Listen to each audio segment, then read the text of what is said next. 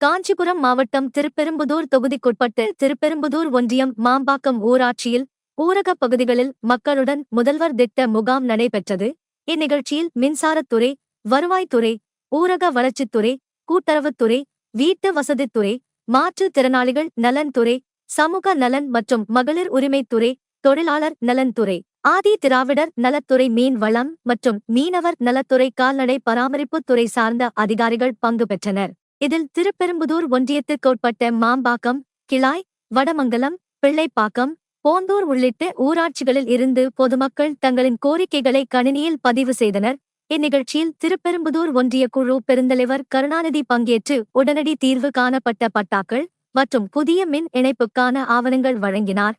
திமுக ஒன்றிய செயலாளர் கோபால், ஊராட்சி மன்ற தலைவர்கள் மாம்பாக்கம் நித்யா வெங்கடேசன், வடமங்கலம் நித்யா மைக்கேல்ராஜ் மற்றும் திருப்பெரும்புதூர் வட்டார வளர்ச்சி அலுவலர், வட்டார ஊரக வளர்ச்சி அலுவலர் மற்றும் துறை சார்ந்த அதிகாரிகள் பொதுமக்கள் பங்கேற்றனர்.